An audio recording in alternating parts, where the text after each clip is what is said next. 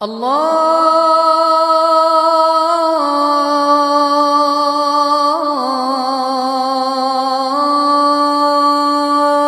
Akbar, Allah.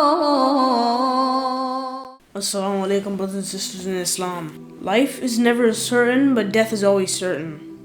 Everyone must die. Allah says everyone will have the taste of death. But the death of a parent is a big tragedy. And people often forget tragedies. But the loss is very big. There is no compensation for this loss.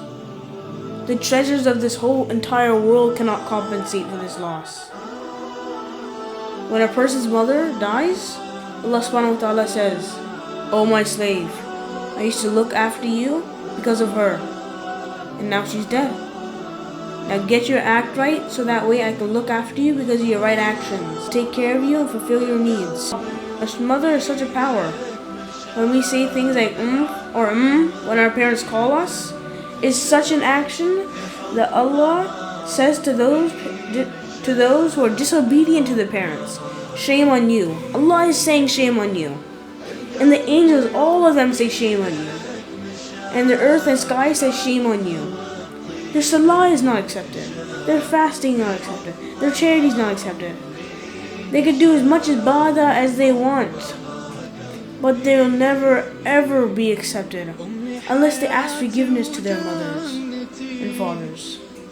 One time there was a story, Prophet ﷺ was in Jannah and he heard the recitation of Quran, and he asked, "Whose voice is this?" The angels replied, "This voice is Numan bin Harisa radiallahu anhu."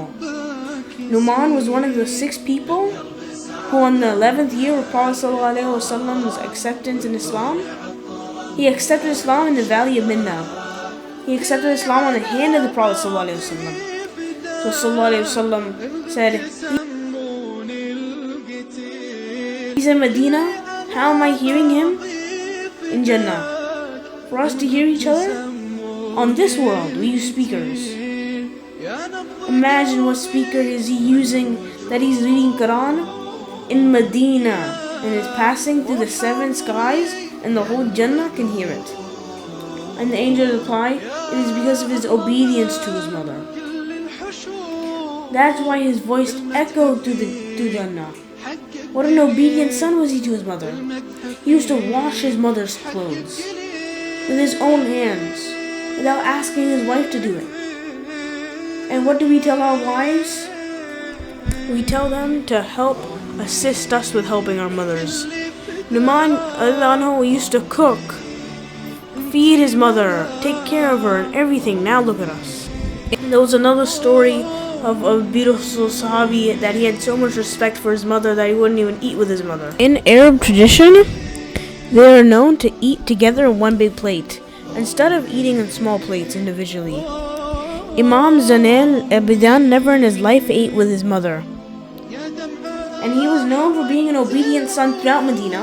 So one day someone asked, "Why don't you eat with your mother?" He replied, "I'm scared that I might pick up a piece of meat or something that my mother would want to eat, and I'll become a sinner in front of Allah. And that's why I don't. And that's why I don't eat with my mother." There was a story, Musa alSalaam was one day asked Allah subhanahu wa ta'ala, "Who's my companion in Jannah?" Allah said, "Oh Musa, he is a butcher." And Allah said, "He is here, and his name is so-and-so." So Musa alSalaam goes and he finds a person in the market and he sees the person.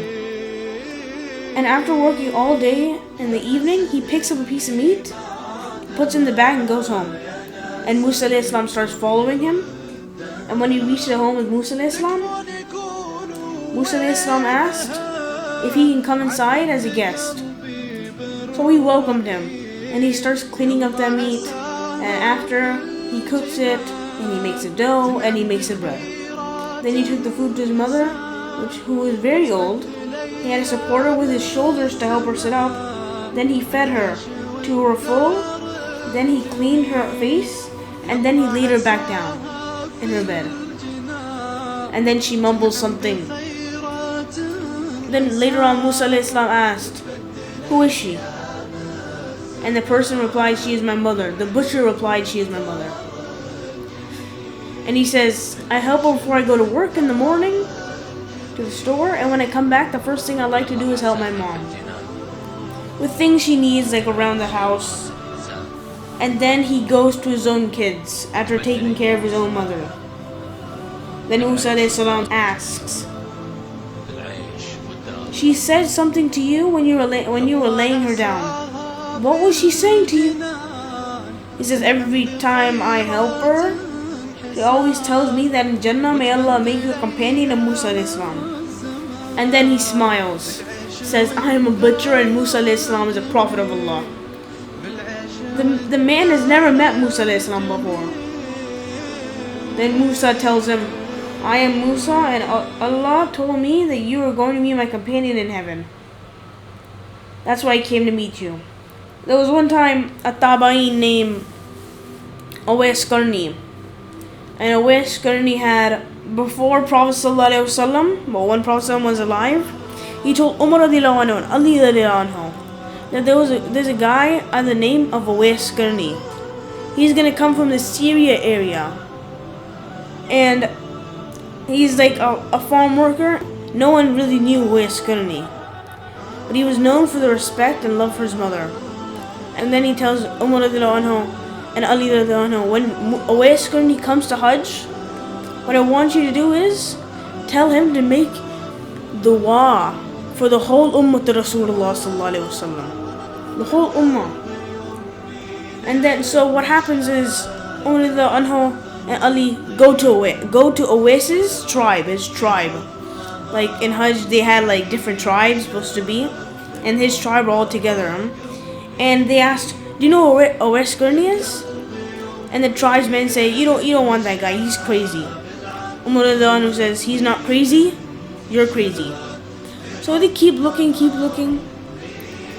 and Prophet ﷺ gave a description. He was a medium height, medium guy.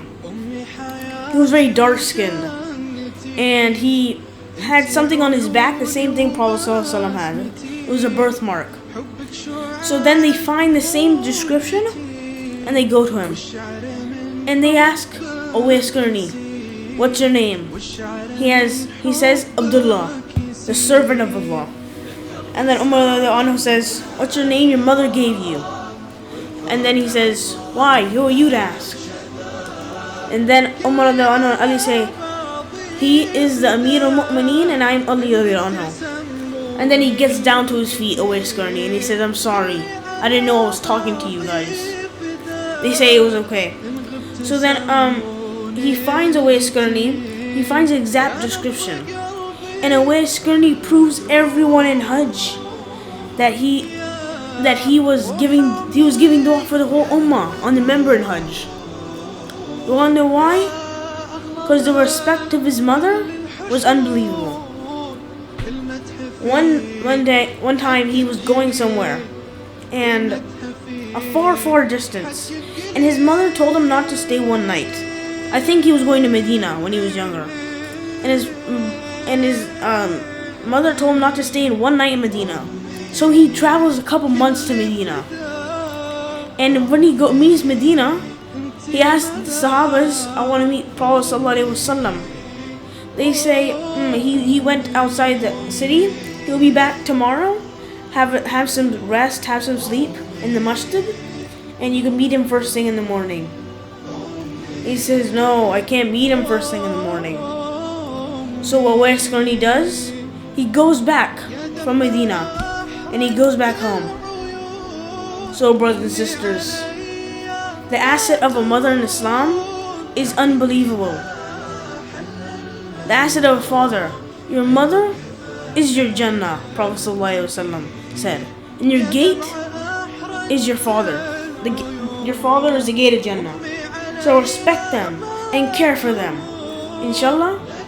Assalamu alaikum wa rahmatullahi wa alhamdulillahi rabbil